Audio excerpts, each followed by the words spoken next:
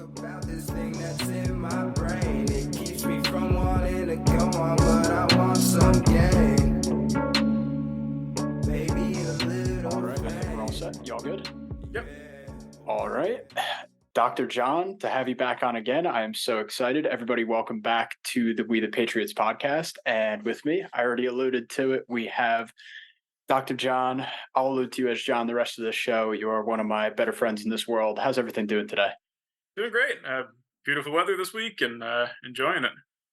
Awesome, man. I know you've been doing a bunch of baseball in your own life. I did want to just jump on it because it's been a topic on my mind. Haven't had too many people to talk about it. It's been a few months, I think, at least a couple months since we last spoke, and we kind of dove into the rule changes. As I've struggled to find where the Yankees are playing and watch them, I will say, have you been able to watch enough of it to see any of that kind of settle in, see it fade away as it becomes normal? What has your outlook on it been since you've watched a little bit of baseball this year? Yeah, I mean, I the last time we talked, I was not a fan of most of the new rules, and my opinion has not changed dramatically. I think that a couple of things we're seeing. I think pitchers have adapted a little better to the pitch clock timer. At least the starters. The starters seem definitely locked in. Yeah. That said, I think that still in key situations, like in Garrett Cole's last start, there were a couple times, especially after they changed catchers and Higgy came in, they hit for Rortvedt, and then Higgy came in, and they kind of weren't on the same page, and he was down to like 1 second when they were trying to settle on a pitch because he kept shaking him off. And I mean, I don't know how much of that was like, okay, we got to just throw something, or if it actually worked out. But I feel like there's, in those crucial game moments, those are important decisions. And if we like to think of baseball as the thinking man's game, and if we're taking that element out of it, like here, just do something for the sake of providing action for a bunch of attention-starved, pseudo fans, then what are we accomplishing? I also think that it's interesting that a lot of the teams that were predicted to do well, that were kind of veteran heavy, you look at the Mets, the Yankees, the Red Sox, the Angels, teams that were supposed to be really, really strong teams, have kind of been flat this year. And I think a lot of it has to do with the fact that these veteran-laden teams have not adjusted as well, whereas some of these younger teams, right, that had guys who were playing in the minors over the last couple of years, who experienced the pitch clock, who kind of got to practice in a way for a few years with these rules. Some of these younger teams, Baltimore and for a while Cincinnati was really doing great, completely out of the blue. Well, why? Well, half their team was in the minor leagues last year, and that I think probably helped them a little bit. I think it has evened out a bit, but when you look at guys like, Stanton's just struggling, but somebody like a DJ LeMahieu, like, when he's such a good hitter that this is not, a typical season. Rizzo, I think the same way. Like, whether there's other issues like with Rizzo, the concussions or whatever, there could be all sorts of things going on there that we don't know about. But when you see guys who have consistently hit over 300 in their career, batting 230, 240, something has clearly changed. And it's kind of a perverse thing, because Major League Baseball clearly wanted the games to go faster, and they got that. The games for sure. It's without a doubt. It's been successful. If their goal was just to shorten the games, they've done it. But if they want a better on-field product and more hits and more home runs and more action, they're not getting that. The Yankees have struck out 15, 14, 17, whatever times over the last. I mean, they won last night with striking out, 17 times, I think. I did want to say, and how many strikeouts did Cole have in that last struggling start? I saw 3. Like, that's not a normal Cole start. Yeah, although I think he's also probably trying to pace himself. Like, I think he's like, hey, let him hit it, because I need to go 8 innings, because who else do we got? Yeah. So I did want to dive a little deeper though into that the veteran and the younger team thing, because I think there might be a point there too. Although some of those teams do have experience in the minors with a lot of that stuff. You think about just like the Astros, who are just continually doing well. Not to say they're world beaters right now, but they're still one of the better teams in the league for sure. Do you think just being overall a younger team lets you pace a little better in this environment? I was thinking for sure with the younger teams, they're going to be able to weather the faster paced baseball for quite a bit longer. That, and I think that some of the other rules, like the larger bases, encourages more running, Mm, more running game. Again, the younger the team, because you're not, even if they were capable of stealing bases, you're not going to have guys like Judge, who, when he's before he had the toe injury, he certainly was capable of stealing a base now and then, but you don't want to risk injury having him right. steal 30, 40 times a year.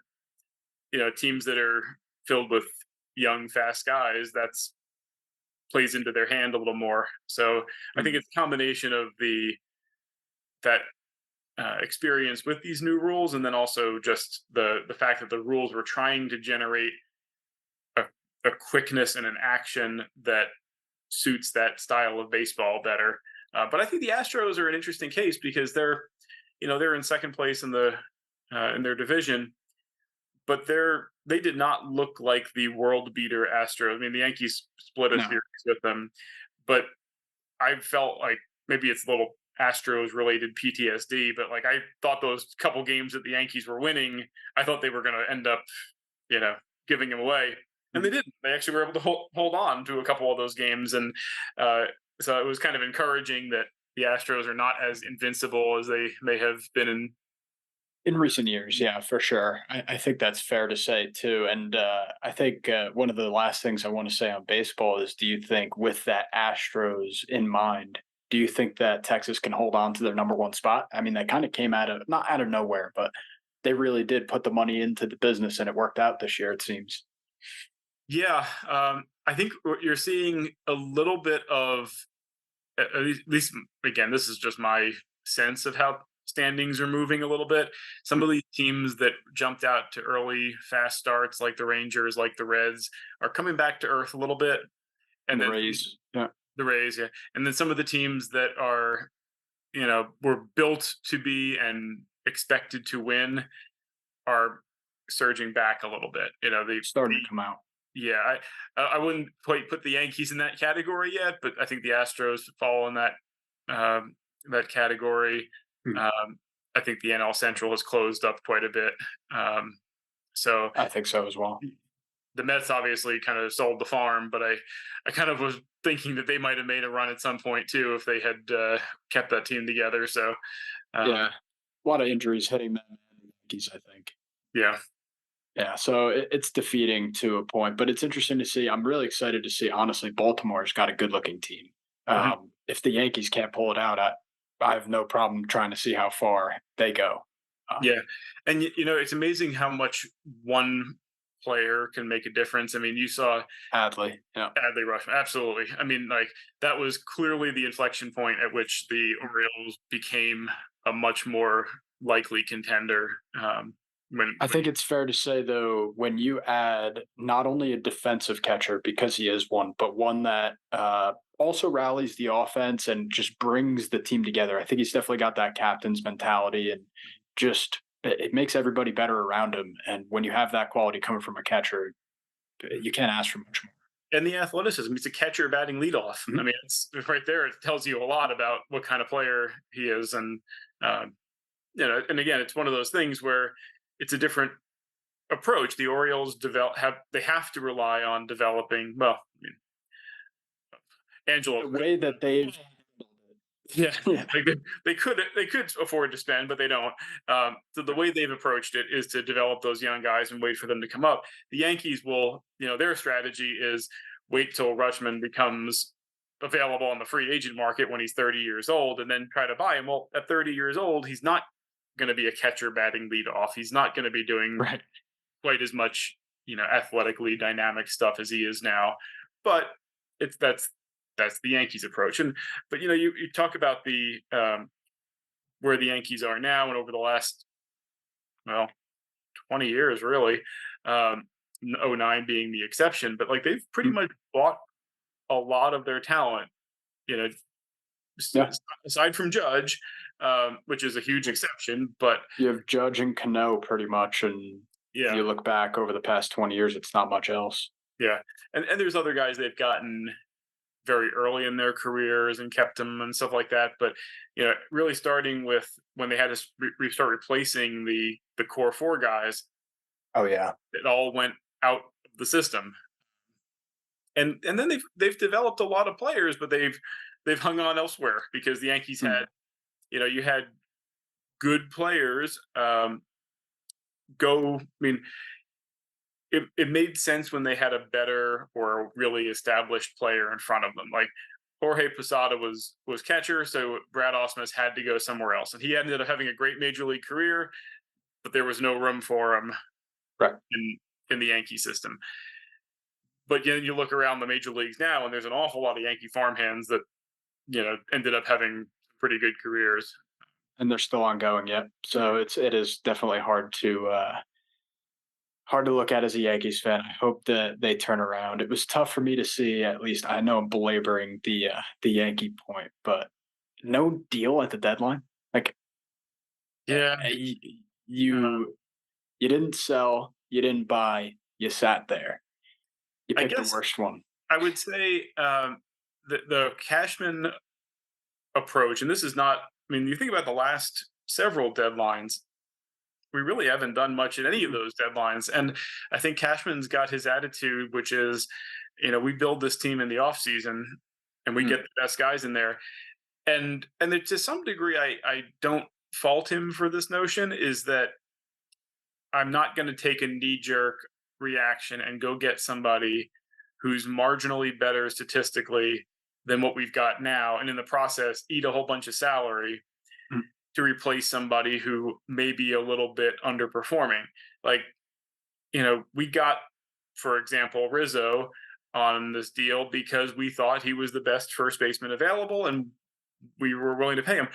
If we're going to go bring in another first baseman, not only we're giving up prospects to get the first baseman, then we've got to get rid of Rizzo, either pay him his contract to be a bench player or trade him somewhere else, eating a huge portion of his salary, which is what the Mets were doing.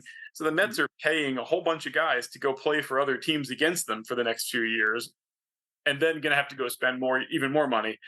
And maybe Steve Cohen doesn't care because he's got gazillion dollars, but it's not a really responsible way to run a baseball team either. So I don't. I mean, if you look at the Yankees alignment, I mean, you could put a former All-Star at every position. You could put a Gold Glover at. You could put a lineup there. I think about 6 or 7 positions with a Gold Glover. I think you got 3 Gold Glover, three guys who have won a Gold Glove at third base on the team, which is crazy. So it's not like they've got a shortage of talented players. It's just that the performance isn't there. So in some ways, it's kind of a very conservative approach to the trade deadline, which It's his style. Yep. It is his style, and I think if there was a really glaring hole, like if Cole had gone down with injury or something, and yet they were still in it, then I think you would have seen him more likely to go out there and say, you know what, we absolutely need a deal for a number one starter. But I think he's looking at it and saying, hey, I've got Cole, I've got Rodon, I've got Cortez. That's my playoff rotation, assuming they're all healthy. I mean, he probably wasn't expecting the Herman thing to happen, but at the trade deadline itself, there was not the. That would have been a good guy to trade away. Yeah, but there wasn't the clear hole in the correct on the roster. I mean, you could say, okay, they could improve in left field. Well, true, but you're also carrying Judge, who's a little hobbled, and you've got Stanton, who's not very good anymore defensively. So you're kind of tying up two positions in the lineup between these two guys. Guaranteed. And then you've also got infielders coming out of your ears. Like if they all get healthy, you still have too many infielders to play them all, because you'd have LeMahieu, Donaldson, Torres, Volpe Yep. and Rizzo. So that's one too many. And then there's still IKF, who's one of the few guys who's actually hitting. So what are you going to take IKF out to go? Right. It doesn't, like, I mean, honestly, the one weakest link, if you will, in the lineup is the catcher spot. But you Oh need yeah, defensive without a catch- doubt. But you need your defensive. So yeah. And it's kind of funny. Like one radical solution would be to put IKF back behind there because he came up. back at catching. Yeah, Yeah. that's that is radical, but also not that radical. It would probably improve the lineup. Now I don't know where he is defensively all these years later, and also Yeah, it hasn't worked with the pitchers. So that would be such a downgrade from what we have defensively. But yeah, I don't know what the mixture is there, but the Yankees have a long road ahead of them, I think is fair to say. mhm. Hey everyone, just wanted to take a quick break in between topics, really, for this show, and just a quick reminder for everybody to please subscribe, like this show, and share it with your friends. If you think that it's meaningful, or even if you want to make fun of us, you can find a whole bunch of deeper content and more stuff like this over on our website, over at wethepatriotsmedia.com. And you'll see a whole bunch of stuff here that we have going on over there. And for now, I'd love to send you right back over to the show. What a sad truth. I did want to jump into, I know we kind of talked a little bit last time about your background in education, what you studied and what you also teach even up to this point. But I wanted to ask a few more questions in that kind of space and see where your mind kind of tends to. First off, I did want to make sure you studied a lot of U.S. history in preparation for your doctorate, correct? Well, I so in college, undergraduate, I ended up majoring in government, but I graduated with I had enough credits to be either a government major or a history major. Today. You're still here, so if you click that tab, Okay. you're all good. No, that was my fault. I clicked the tab. I minimized it by accident. The So I ended up writing a senior thesis in government, but I basically was a history major, if you will, in college, and then Okay.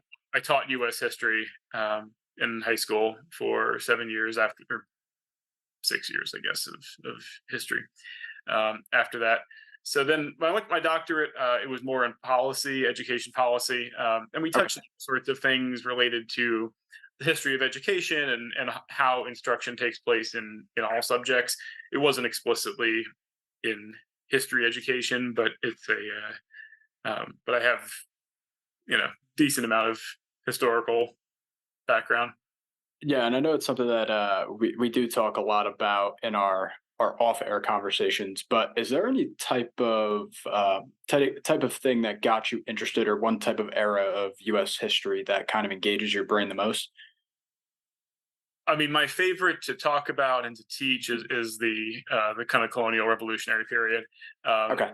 It's and I think a lot of it has to do with kind of that overlap. I was very much involved in history, but also very interested in government, and that was the point at which our government, was formed, and Correct. all of the establishment of our institutions occurred during that period, and everything that we have today was kind of really traced back to that point. And so, to understand where we are today, I think that's the really the critical moment to understand what were they thinking and how did that period in our history play out. So that was my favorite. There's great stories throughout our history. Mm. I have obviously a great interest in World War II because both of my grandfathers were in it, one in each theater. My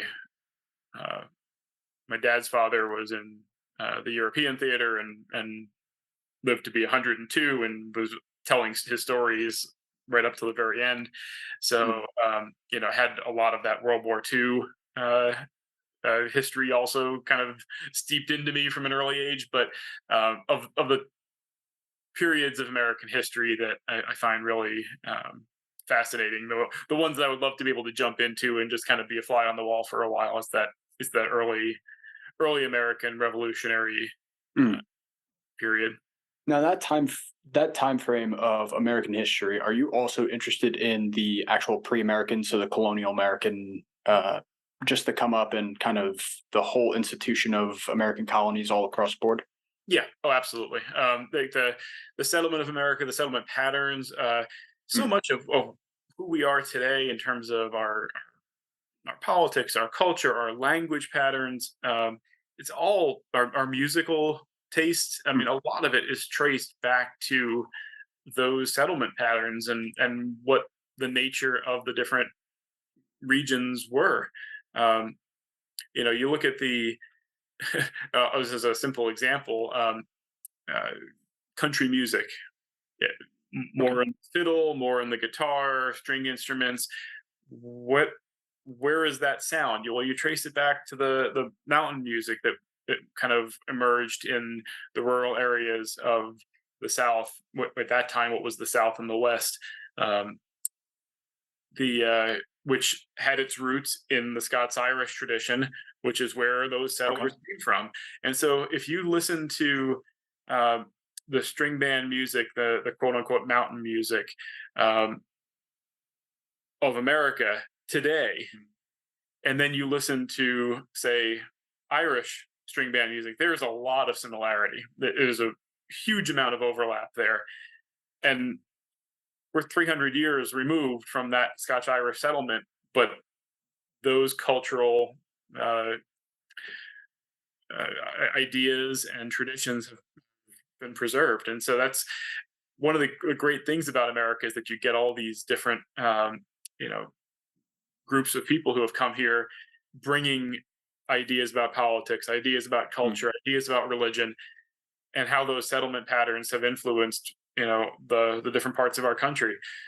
We're here in New Jersey, a lot of Italian influence, and you know Catholic Church is a huge factor in Absolutely. going back into the earlier parts of the 20th century in politics and in civil society and education, which or in New York City, the Catholic school system was a huge player in terms of creating culture, creating society, creating who we were as educated people. That was never the case in, say, Iowa or Arkansas, because they just didn't have Mm. that concentration of immigrant Catholics there. So, all those tracing those settlement patterns is really fascinating to me. So, I consider myself a political historian, but I do enjoy looking at the cultural Mm. histories as well. Well, one thing I really wanted to ask about, especially in regards to the settlement patterns, is one of the things that I had an issue with going into college when I took a course on. It was specifically U.S. history up to, I believe, right up to the Revolution. So went through that period and stopped, I think, right at around 1800 or so, Mhm. something like that, I think. And so the way that he was teaching this course was not terrible, but I specifically prodded the professor on Roanoke and the settlement of the island. Did you do any research at all during your studies on that specific settlement? Yep, absolutely. Okay, so what did you come up with at all before I ask any further questions? Well, the so Roanoke, of course, was established even prior to Jamestown, prior to the Plymouth colony, and it was sort of a mildly ill-conceived settlement. And this was still under the reign of Queen Elizabeth. Sir Walter Raleigh was one of her favorite um, courtiers, and so she Mhm. indulged him a lot of his requests until she had him beheaded later on. Um, you know, things happen. But at that Especially time, back then. yeah, there was a decent amount of question about whether the English or the Spanish would be able to get a foothold in the northern parts of North America. The English and the Spanish were kind of rivals at that point. They had been at war, and they actually were at war in that 1580s period, leading up to the defeat of the Armada in 1588. So trying to establish a British foothold in North America was certainly a political and strategic move. It was almost seen as a military imperative that they have some type of settlement there, and Sir Walter Raleigh kind of probably wasn't the best equipped to do it, but he convinced Queen Elizabeth to let him try. So they had this settlement, but the folks that they sent over in that first group were not particularly well suited. And pretty ill-equipped, I believe, in every sense of the very, word. very much so. There was this notion that gentlemen would make for better settlers, and this actually carried through even into Jamestown. They would have these people who were often second and third sons of noble type families who weren't necessarily going to inherit on their own, but they had kind of been used to living a sort of exalted lifestyle where they were treated as nobility, if you will.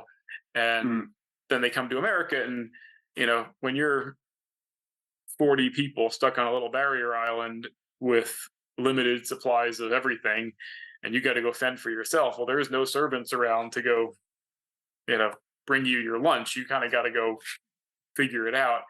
And nobody wanted to work. There was this notion that the Americas were filled with gold, so they all wanted to go try to find gold. And find. Thought it would fall in their laps too. Yep. Pretty much. It's like, well, we're just going to go for a little walk out into the woods, and we're just going to find the Lucky Charms guy with a pot of gold or something. I don't know what they had in mind, but it was, but it clearly never occurred that way. And then things got really desperate. There's, in terms of the disappearance of it, the governor, White, I believe, if I'm remembering correctly, had gone back to England and left some instructions into, here's what you're supposed to do, and we'll be back in the spring with more provisions. And then, of course, he returned, and everyone was gone, including his own daughter. And the only evidence they found, the place was deserted. They found this little burned off post that had this word Croatoan kind of etched on it. And there were, for many years, a lot of theories about what that meant. There was a place known as sort of Croatoan. There was also a tribe that were known as the Croatoans. Like, were they attacked by them? Did they go join them? Did they go to this other place? There was no trace of them. They couldn't find them. Never seen or heard from again. Many, many years later, there was when Europeans finally moved west into the hills of the Carolinas, they found a native group called the Lumbees, who actually exhibited some European traits, blue eyes and fair skin and fair hair. And they started kind of thinking about, well, what are the connections here? And I believe my understanding is that some of the recent DNA evidence has suggested that there are actually connections to some of those early Roanoke settlers, because they've traced them back to relatives in England. Wow. And so that's actually kind of one of those cool, like, it was a historical mystery for ever and ever, and now they have a very probable sense of what actually happened to them. We don't know. What we don't know is how it all went down. Like, did they go begging for help and they were taken in? Were they taken in as hostage, or taken in as prisoners or servants, or what? Did they stumble into some type of tribal war where they took sides, and then they ended up joining with the side that they had supported? Or all that part is unclear, but yeah, it's one of those. It's actually, from a historian point of view, it's kind of a cool story in that. No, it's really cool. We didn't have an answer for so long, and now we kind of do. But you answered even the question that I was trying to ask that professor, which is so interesting, because you were interested in it. Clearly, he wasn't, and I think it was a big part of his narrative that he was using for the course, so that he kind of just shoved it aside. Mm-hmm. But my point asking was, there's been evidence that there was spearheads on there, not spearheads, but arrowheads and stuff like this. So they may have been attacked. They may have been escorted off, but there was no remains found. I was basically trying to get to, and he never let me get there, but what do you think happened to these people? And he essentially said they ran out of supplies, starved themselves, and something ate them. I was like, And I, for a long I time, find it that was hard. Yeah. yeah. I mean, that was one of the possibilities for a long time. I mean, there was a Hmm. very real possibility of starvation. It certainly happened to Jamestown, um, and they, given the number of supplies that they had, that they probably would have been destined that same way. And Correct. of Yep. course, when a lot of these various settlements occur, they did not always make find friendly welcomes from whatever tribes happen to be in that area. So Right. all of those possibilities were out there but yeah, I appreciate it, it Doctor. seems like That was that awesome. mystery has been at least partially solved, and that we know where they ended up. Whether how it all went down, we don't really know. But Yeah, but I mean that definitely it clears up the image in my head, though. So now you clearly were all backed up for that. So you looked into that. Was there any other settlements, early settlements, that were more intriguing to you as you started to or continued your research? I think the Plymouth colony is a fascinating one, and also the juxtaposition of Jamestown and Plymouth is always really Mm, interesting. And I think it says a lot about settlement patterns and motivations for what these people were doing. Jamestown was the royal colony; it was being established for kind of political, for profit reasons. right, almost strictly, yeah. Right. I mean, the it was a company that established Jamestown, the Virginia Company. The Plymouth colony, on the other hand, were separatists. They were looking for a new home. They really had no great um, love for anything that was going on in Mm, England. In fact, the Pilgrims had actually left or attempted to leave England couple times and were first arrested and thrown in jail, and then they eventually escaped to Holland. They mm, lived in the port university city of Leiden for about a decade. And then they made the journey to America. So we always kind of have this notion that the Pilgrims came from England. They were English, but they actually came from Holland. So they went from Holland. They that's pretty stopped interesting. and they had chartered two vessels, the Mayflower and another ship called the Speedwell. And Mhm. they loaded up in Holland. They come over, and the plan was to resupply in England and then continue on across the Atlantic. The problem is the Speedwell was having all sorts of trouble. It was taking on so much water at one point that they were in danger of sinking. They kind of limped back to port, and they eventually decided to scrap the Speedwell and at least that part of the crossing. And then Right. some people decided like, hey, look, we had enough of this. This is we, At that point, we do not want to drown. So therefore, like we're just going to stay in England and take our chances. So everybody who still wanted to go got on the Mayflower, and then they made their crossing. The original plan was to plant the colony in quote unquote the northern parts of Virginia. In fact, that's actually how the mm, Mayflower Compact refers to it. There is reasonable suspicion that Dutch interests who had their eyes on New Netherlands, New York, New Jersey area, mm, uh, encouraged the Captain northern. Mayflower to steer considerably further north. Mm, Uh, and so the landfall that they made was much further north than they wanted to. But the uh, the motivation for going was completely different. These were much more laborer class people. But I think one of the things that gets lost in the historical telling of it is that they get lumped together with the Massachusetts Bay Colony. correct. The, Yes. the Pilgrims established the Plymouth Colony in 1620. The Massachusetts Bay Colony was up in Boston 10 years later in 1630, and the Massachusetts Bay Colony were the Puritans, and their mission was to purify the Church of England, to kind of rid it of um, a lot of what they saw as kind of corruption Corruption in the church, and right? Yeah. papal influence and all sorts of things like that. The Pilgrims, on the other hand, were what they referred to as separatists. They just wanted to separate. They weren't trying to fix the Church of England. They weren't trying to purify. They just said, like, leave us the heck alone. Like, we want to be alone. And so they had their own way. They kind of wanted a more personal relationship with God.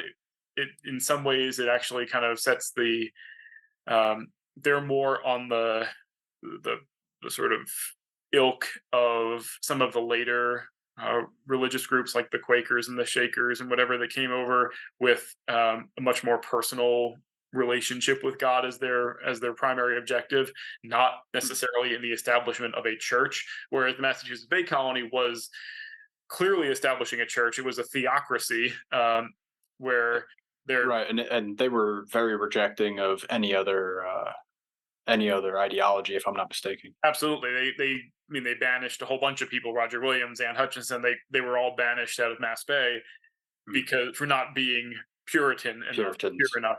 Whereas the Plymouth people were much more, sure, everybody's welcome here. In fact, one reason they called it the Plymouth Colony was that they had put back into the port at Plymouth, and that was a lot more of a welcoming place than they'd ever experienced in England before that. The Pilgrims all came from an area kind of along the Humber estuary. There was a village called Scrooby. It's kind of where Nottinghamshire and Yorkshire and North Yorkshire kind of all come together.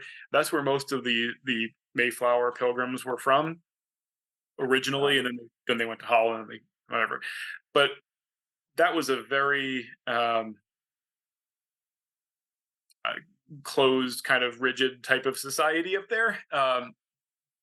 Everybody in your village knew everybody else in your village, and you kind of had to follow the rules, otherwise you were the outcast. When they stop in Plymouth to resupply, to get rid of the speedwell and all that kind of stuff, they were actually welcomed warmly, and they kind of were like, this is England? Like, we're used to being persecuted. What's going on here? But it was a port city, and port cities always had foreigners and strangers and people with different beliefs and different religions, and they kind of were like, yeah, whatever, we'll live and let live. And part of why they called the colony the Plymouth Colony was because of the warm reception they got, The warm interactions at Plymouth, England. They weren't from there. That's where they had been welcomed there. That's actually really interesting because I had no idea about that. So how is the connection between, if you don't mind me making this tangent jump, between those two different colonies and Salem, if there is any? So Salem was part of the Massachusetts Bay sphere of influence. Now, and eventually I should mention that Massachusetts Bay kind of expanded because they kept, like, the Pilgrims came over. That was their little group. They kind of stayed mostly to themselves, whatever. Numbers did not add very much. A few people left Mass Bay to go join in the Plymouth area, but as time went on, Mass Bay kind of spread out of just greater Boston.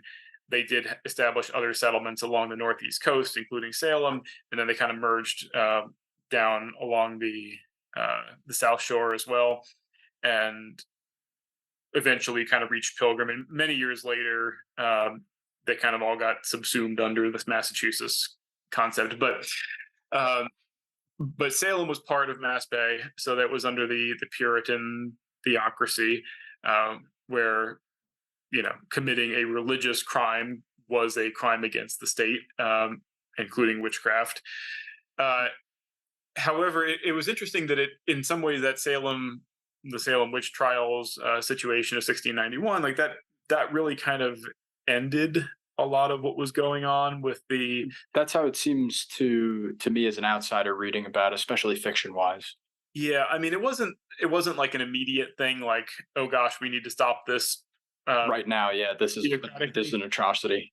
But I think that there was definitely a kind of an moment when they saw how things were getting out of control, and whether it was all the leading figures in that era, Cotton Mather and whatnot. I think they kind of saw how things had gotten a little to the point where the civil society and the religious society being so intertwined was not serving the best interests of the colony. And so between 1691 and 1713, give or take, you had some reforms that occurred within the Massachusetts Bay Colony, a little more in terms of, it was still a puritanical kind of a place, but a little more in terms of establishing themselves as a commercial society. And it was also the time when you saw things like the interests in whaling and shipping and shipbuilding and transatlantic trade really starting to take off. Seeing Boston as a port city really start to bloom as well. Yeah, and you had other ports. You had the all along the North Shore, especially. We had a whole bunch of whaling towns in there. Right. Demand for things that they could provide, like whale oil, shipbuilding, and there was more trade between the colonies by the early 1700s. So you have to remember the connection to what's going on in British history, because it's all intertwined. Absolutely. And so from 1651 to 1660, roughly, you had the English Civil War. And during that period, there was very little going on between the British government and certainly any of the non-royal colonies. So Massachusetts, they were very focused on their homeland. Yeah, they had a civil war going on. They had, and then when the Cromwells came to power, they were not very much, the decade of the 1650s when the Cromwells were in charge, clearly not focused on America. And even from 1642 on, during the period of the Civil War, there was just not that kind of oversight. So the Americas were really left alone for a period of, almost 2 decades. And that's right, when you have very light taxation. You have not a lot of regulation. Regulation. Right. Not a lot of anything. The only exceptions, like you had some, some trade back and forth, some immigration. In fact, you had a lot of people trying to flee the English Civil War coming to America. But in terms of like the British imposing their will, like we saw in the mid 1700s, they had bigger fish to fry. I mean, American colonies were still a very, very remote outpost, and trying to micromanage them from far while they had a civil war going on just wasn't going to happen. So you had that period. And then in the post, when you had the Restoration in 1660 with Charles II, how quickly does it hit home?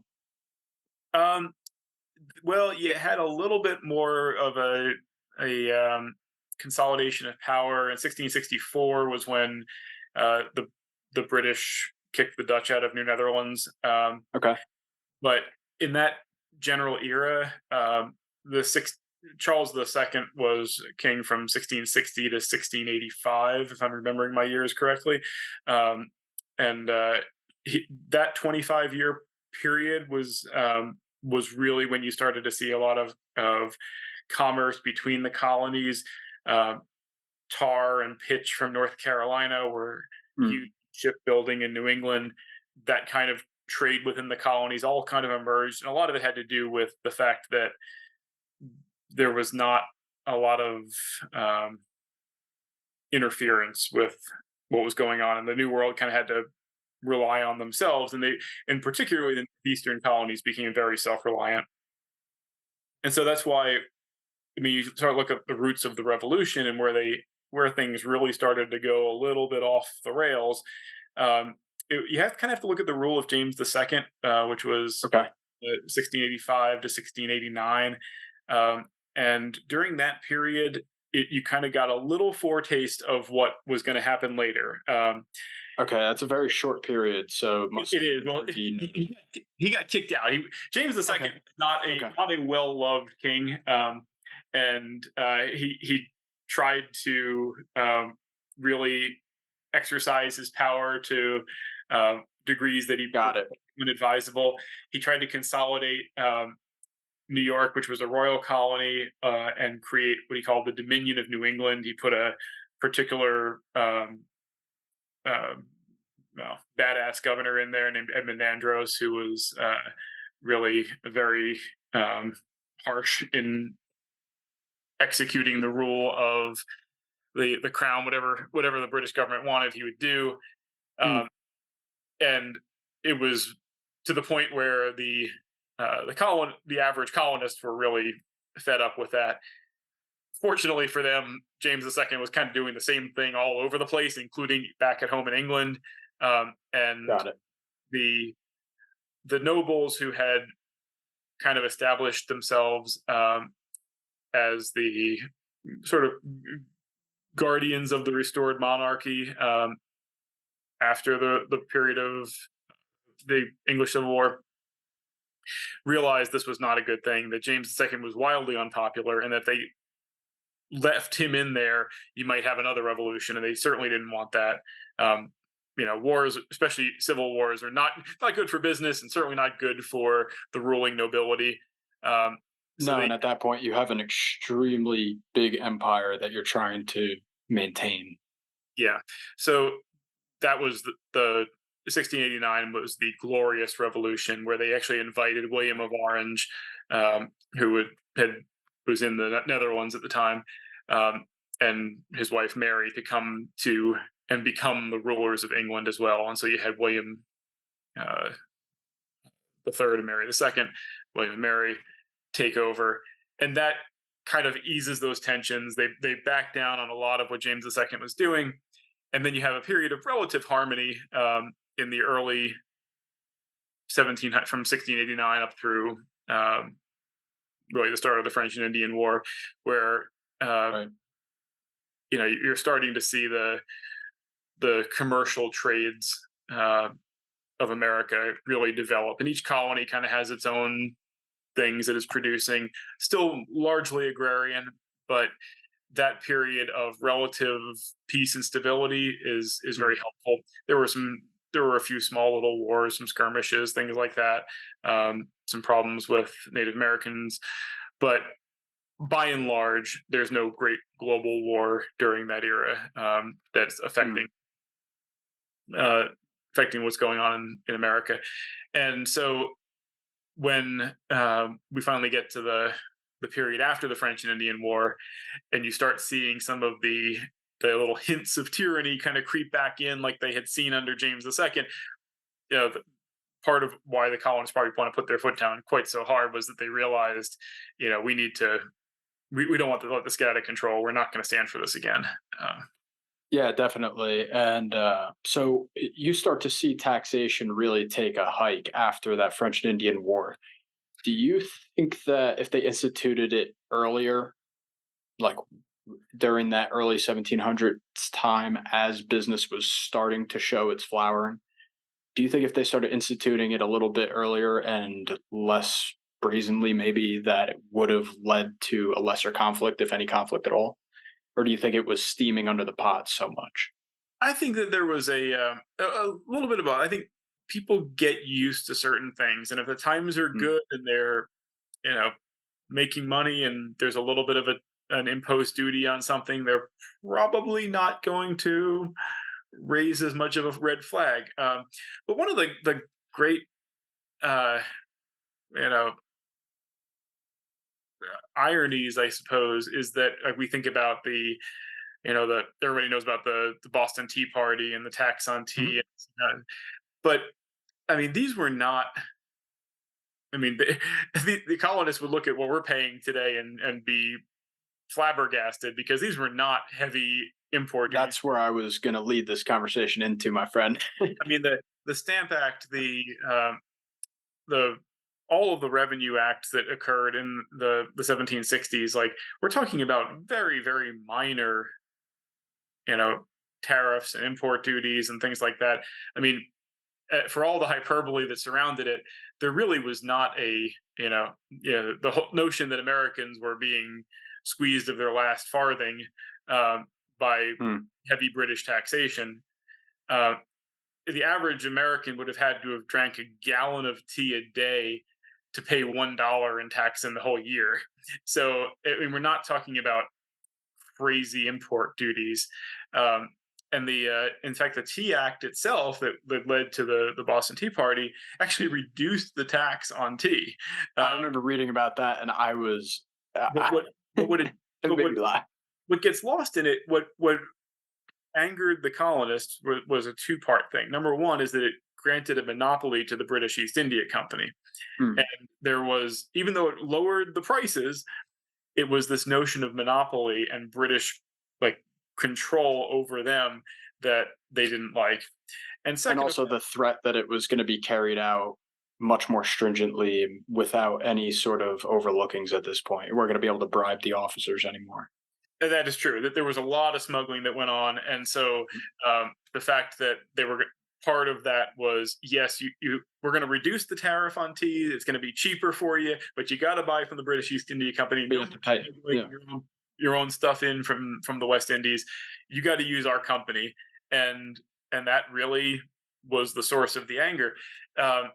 So, if anything, we tell it as the story of taxation as the sort of driving influence, but really it was the notion of government control and monopoly that was really the instigating point there, and something that maybe we should have considered a little bit more when you see the government getting involved in major industries and things like that. Yeah, I mean, I think that's John. I think you just left it at a great point that maybe we could do a little bit of bonus content. But we're almost an hour in. Oh, really? You just blew my mind on American history. At least answered a few questions that I've had for quite a while. I wanted to open the floor to you at least to see if you wanted to. I don't know. Is there anything on your mind, Dr. John? Well, I think when you were asking me about this, all these historical topics, we kind of just did that on the fly. I didn't really prep any of that stuff. So if I got any names, dates, places wrong, my apologies. I think I got them mostly right. It was very impressive. I think your memory served you very well. I did teach that period of history for quite a number of years, so I think I got the dates pretty much down. But when we talk about teaching history, I think one thing that we lose, and it's an incredibly important point. I think one thing we do terribly is the sense of temporal continuity. That there's one time period leads into another. Whenever you ask, there's that old question: why do we study history? And then the very lazy answer: well, we don't want to repeat the mistakes of the past. We repeat the mistakes of the past all the time. We do it over and over again. That's not the reason for studying history. The reason for studying history, I mean, there's many reasons, but I mean, one, it's a great story. Number two, you have to, if you look at it as that continuity, you can see how things like cultural patterns, settlement patterns influence everything about where we are today, from politics to music to culture to patterns of speech to the way we think and vote. And when we kind of do everybody a real disservice when we do kind of the highlights, the Cliff Notes version of history. And a number of years ago, when I went through the New Jersey public education system, 7th grade was American civics, whole year on civics. Wow. 8th grade was geography, whole year on world geography, U.S. geography, world geography. Great foundational skills that helped you understand the government, helped you understand where our ideas of laws and whatever came from. Same thing with geography. Where are things? Understanding what grows in the South, what grows in the North, and understanding the crops. Well, that sets you up for actually understanding when you got to high school and you did US 1 in sophomore year, US 2 in junior year. If you did AP Gov, that would probably be junior, senior year. You have those foundational skills that can lead you to the understandings you needed as a high school student. Then somewhere in I want to say it was probably the period when I was in college, right around 2000-ish to some 2001, that general time period. They Right before you started teaching. right before I started teaching, they said, you know what, that's history and or civics and geography. They're boring. Middle school kids have a short attention span. We can't keep teaching them this. We need to like do something more interesting. So let's teach them the fun points of American history. So they basically built a whole 2-year curriculum. 7th grade did essentially the US 1 years, and 8th grade did the US 2 years. And they kind of did this very scattershot version of history where it's like, let's talk about Bunker Hill. Don't fire until you see the whites of their eyes. And then, let's just skip over Andrew Jackson because that was complicated. Let's go to the Civil War. You are recalling my whole education. And so it was this, it became this very like disjointed and event-based concept of what history was all about. And so these very same people who say, oh, history isn't about remembering names and dates and all this kind of stuff, made it into this like kind of like, I don't know, little vignette style thing of, okay, let's talk about the 1700s. Let's talk about the mid 1800s. Let's talk about this and that. It all just felt like a crash course to me. Yeah, without really having that sense of continuity of how one thing leads into the next, because it's all absolutely, especially once you get into the American experience.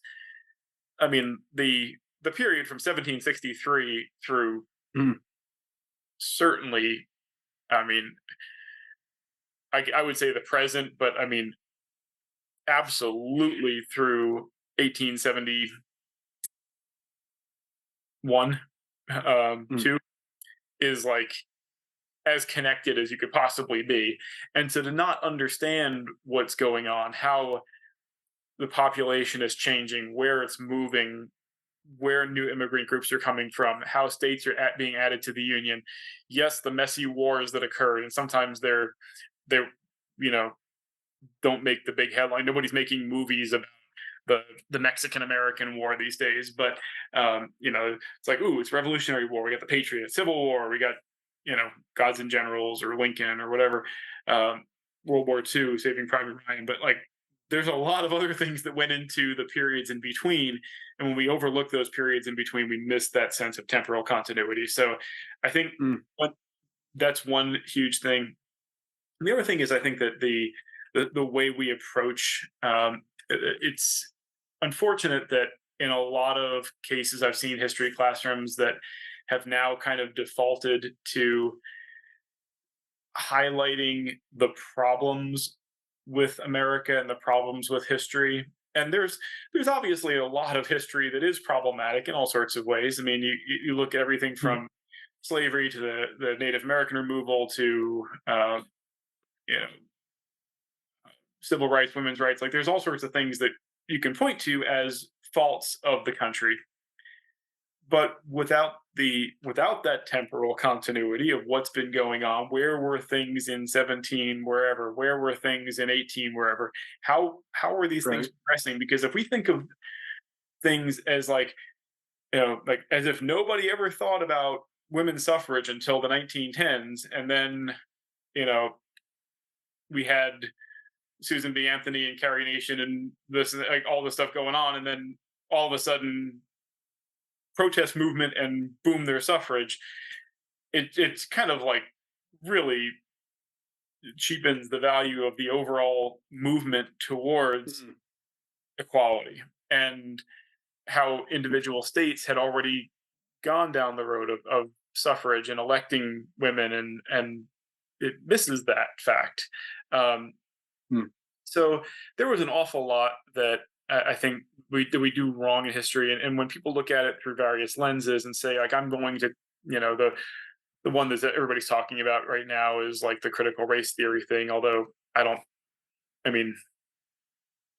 seen it play out in some classrooms somewhere. I don't think it's quite as prominent as all, some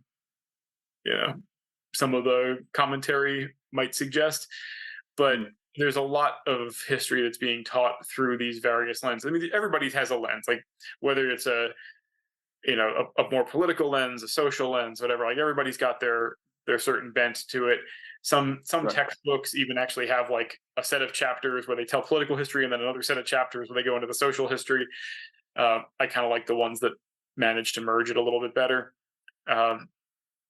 But when we're only looking at things through a critical race or critical feminist type of approach, it really Your scope gets pretty narrow. well, it undermines one of the core values of education, which is understanding what it is about our society that makes America and the American experiment exceptional. And if everybody's just taught that our entire history is the history of a bunch of misogynistic, racist thugs who should just be ignored, we miss out on so much, and we miss out on all the intellectual threads that got us from a monarchical,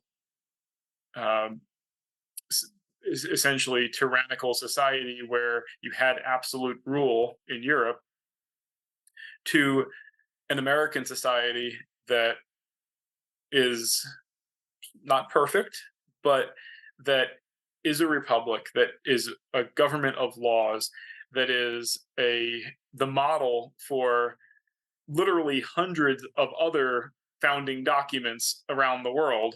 Mm. In fact, I was down in Charlottesville not terribly long ago. Went to Thomas Jefferson's house, and they have a whole museum there, and they have a wall with like all the countries that have their systems of government are inspired by the Declaration of Independence, and it's Right. a very, very long list. And so if all we do is tear down America, we miss out on the really rather remarkable story that got us to where we are. And I think that was something that was a major factor in American education, and there's one thing about blind patriotism and all that, but I think that when the institutions that we've established are actively constantly trying to tear it down, it's really it's kind of a shame, and it's a missed opportunity to build a stronger and better future. I couldn't put it into better words myself, Dr. John. I think everything that you're saying right there has a lot of merit, especially with people who are in and on the ground and listening to these subjects and trying to keep an open mind. And I think a lot of the problem, especially in everyday dialogue with everybody, is that in my opinion, at least, it seems like everybody's picked a side and went to extremes on the issues, especially in regards to like the education, when you're talking about critical race theory, or when you're talking about just racism in general, or racist cops, or defunding the police was a big one, right? So these issues, people take the extreme stance, and you have no dialogue in the middle. Whenever I've talked to anybody with dialogue in the middle, it seems like we all pretty much agree on at least 95 to 99% of the groundings. I think that the average people, I think there's a decent amount of agreement. I think that you look at when you go to places like, I mean, you see all the craziness going on in San Francisco and all that. Like, I think your average person on the street in San Francisco doesn't approve of shoplifting and looting, and people really defiling the city the way that it has been.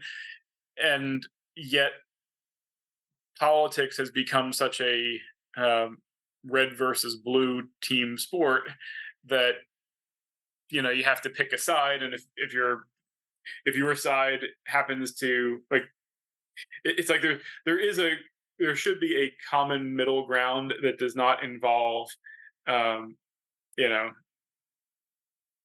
having complete chaos like you've got in some places like San Francisco, and the notion that the other alternative is some type of theocracy where if you don't go to church you're thrown in jail or something like that. I don't know what the I don't get the leftist mindset quite as much. So I don't really know what they think is going to happen, Mm, but there's definitely a red versus blue feel to it, and I think it seems to be exacerbated on the coasts, from what I can tell. I think that mm. the one thing I will say about the Midwest, maybe just Midwestern people are just more pragmatic in some respects, but Fair. Yeah. I think if you go to a city like Indianapolis, which has had Republican mayors, it's had Democratic mayors over the last 20 years. It kind of flips back and forth very few cycles. Um, Stuff gets done, that's what I Right. mean. And one mayor starts a project, the other mayor finishes it, even if it's a different party. And there's not that The quite, stonewalling and trying to throw mud on each other all the time. and the notion that if one side comes in, we have to undo everything that the other side did. Um, Right. but then again, they're not doing extreme things either. They're like building bike lanes or something like that. It's like, oh, okay, well, we started it, let's finish it. Right. It's much more pragmatic than like, let's just not prosecute shoplifting or whatever.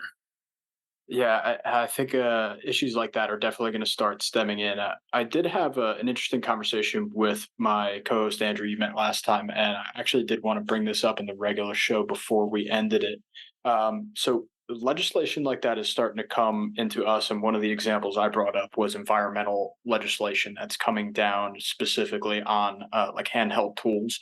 So we're not going to be able to be buying, especially commercial use. You're not going to be able to buy new gas-powered motors coming, I believe, either next year or 2025. So these, in my opinion, radical policy changes, those are the ones that I actually would like to see stopped. Those are the ones I would like to see reversed. So in some situations, I do believe that stuff is kind of called for.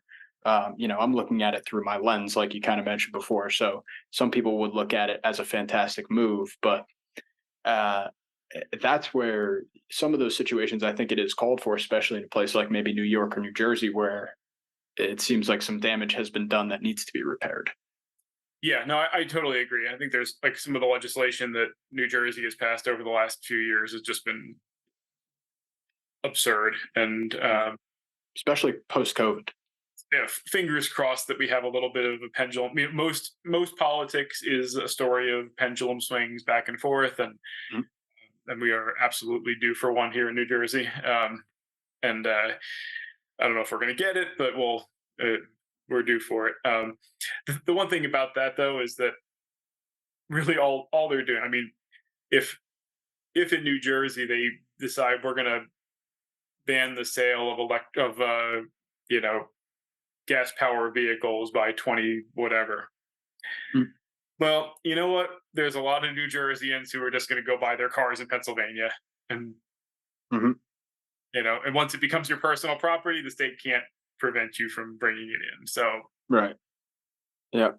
Yeah. Exactly. No, I mean that's what's going to happen. You're going to have people who wait just right up to the deadline and buy their last one. You're going to have it's going to be all of this stuff, and and like you're talking about these tools, like if you can't buy them in New Jersey, but they're still for sale in Texas. Well, guess what, boys? We're doing a road trip. And we're gonna go restock all of our equipment. And right, we're gonna stock up for the next year or two. Yep, exactly. No, that's what you're gonna see, and hope that uh, uh, what I would just hope is, because I don't mind the shift to electric tools and equipment and cars even, but make the investment on the infrastructure first. Don't think about it after. Make the investment on the infrastructure first before you make jumps on forcing decisions on consumers.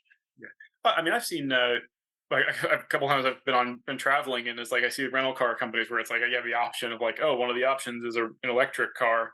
Mhm. I'm like, I wouldn't be opposed to trying one, but if I've got to go catch a flight and I don't know where I can charge this thing up and I have to bring it back fully charged or something, I mean, like, And you've never been through that process before, yeah. and I'm in a city that I don't know if there's not. I mean, if they were as available as gas stations are, meh, okay, maybe. I mean, I wouldn't necessarily want to take the time to sit there and wait for it to charge, but Mm. if I knew I could do it quickly and efficiently and whatever, I would maybe try it. But if I'm in Virginia, and I've got to catch a flight at noon, and I'm running out of a meeting, and I've got to like figure out how to charge the stupid car and whatever, and find a station where I can charge it. No, thank you. I'm, like now Yeah. someday if the infrastructure is there, that's a different story. Right. But really, I think that whatever happens, like my other big issue with where we are politically in this country is that way, way, way too much is happening by executive order and these regulations issued by agencies that are not elected, that are not accountable, that have, you look at what Biden's EPA is doing, what their Department of Energy is doing, nobody is asking them to get rid of gas stoves, and yet, they're talking about regulating this stuff. Right. Climate purposes or something. All of that is it's a tax. It's whenever you're requiring people to go spend more to buy something else and to make choices that they otherwise would not have made, it's a tax. But I think it's worse than a tax though, because it's a tax that we all know, or I should say at least a decent amount of us know, the money's just going right into your buddy's pockets. That, and it's also, and it's the taxation is only supposed to originate in one place, and that's the House of Representatives. House writes a tax bill, they vote on it, Senate approves it. That's the process for how a tax should be implemented. And to have, do you know how long ago that ship has sailed? I know we're pushing so far into time, but I think it's worth it. Taxes have seemed like they've gone off the rails in my lifetime, but it seems like the way that, especially speaking to my father, who's done a lot of business and being in business with him, speaking with him on his experience over about 40 plus years, he said it just keeps getting worse. It's never really gotten better.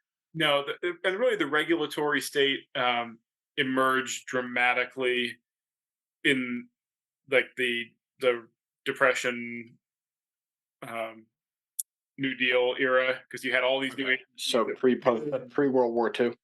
Largely, yeah. I mean, that's where at least the agencies and stuff were created during that period of time. And then some of it actually was exacerbated by the war, because you had regulations issued not by the Congress, but based on wartime needs, like rationing and things like that, which were, I think people generally went along with it because they knew it was for the war effort, but it was something that it wasn't like Congress voted on,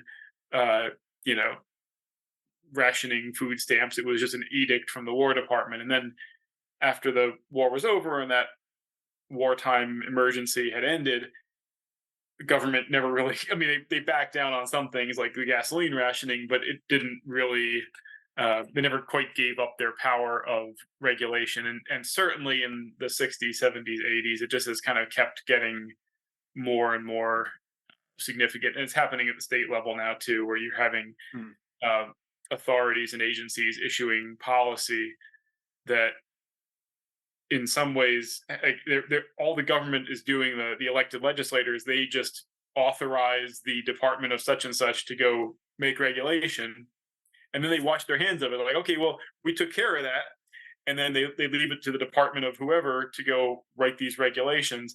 And so the people who are actually no oversight. Yeah, the people who are writing the regulations are people that we've never heard of. They have no oversight, no accountability, no nothing. And so, I'm not saying that I understand there are certain regulations that make sense, that are in people's best interests and all, but they should still, Congress should have to vote on them. Somebody has to be held accountable when things don't go well, because you don't like a regulation. What do you get? A comment period? You got 30 days to submit your comments, which then get ignored anyway, and they're going to go do what they want. And until then, certainly how it feels. And then the next administration comes in and they reverse some of the policies. And I think part of why it has become so much a red team versus blue team thing is because they know that whoever gets to appoint all of these, unelected commissioners and chiefs and this and that, they're the ones who are actually making all the policies, and they're going to either put in their policies or reverse the last administrations and all this kind of stuff. Whereas like if Congress passed something, it would be a little bit more like, hey, we voted for these people. They passed this bill.